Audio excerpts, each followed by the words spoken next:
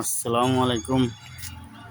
দেখেন অবস্থা, এই হলো রাস্তাঘাট বাজারঘাটের অবস্থা। এই জায়গায় একজন সরকারি খাস জায়গা, একটা গণ টয়লেট দিলি হাটের দিন মানুষের কত কাজে লাগে।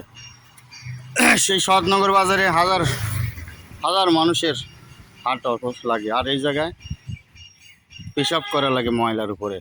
আল্লাহর সৃষ্টি শ্রেষ্ঠ জীব মানুষের, শুধু এই জ্ঞানের অভাবে, প্রশাসনের ভুল দক্ষতায়।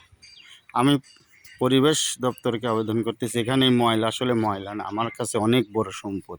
কারণ এখানে আছে গ্যাস, জৈব সার, রেলগাড়ির ছেলেপাট, পাইপ, যা দিয়ে পরিবেশ দপ্তর যদি ভালো মিল করিয়া বিভাগীয় শহরগুলোতে পুরো বিভাগের ময়লা একসাথে করিয়া তামা দিয়ে টাঙ্কি বানায় রাখে, সূর্যের তাপে এরা গ্যাস ধরবে, আর ওই গ্যাস দিয়ে আমাদের হাজার হাজার কোটি টাকার ব্যবসা হবে। বিদেশে আর গ্যাস আনা লাগবে, এলএনজি অনেক মিল কারখানা চালানো যাবে, কারণ আল্লাহ তাআলা প্রাকৃতিক গ্যাস এর মধ্যে অনেক দিছে। আজ মানুষ আশরাফুল মাখলুকাতের হাটের অবস্থা দেখেন। আর এই প্রাকৃতিক সম্পদ, মাছের আষ্টিয়া, ময়লা, সবজির চোষা ফালায় দেয়, এরা পুরো বাজার নোংরা করে রাখে।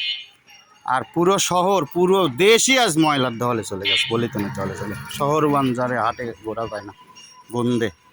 আকুল আবেদন করতেছি পরিবেশ অধিদপ্তরে, আল্লাহ তরফ থেকে আপনারা এই ব্যবস্থা করুন, এই ময়লার থেকে সম্পদ তৈরি করুন, তাহলে আল্লাহ আপনাদের বিশ্বব্যাপী সম্মান এবং ইজ্জত, টাকা পয়সা দান করবে এবং ধনী করে দেবে আল্লাহ তাআলা। আমিন।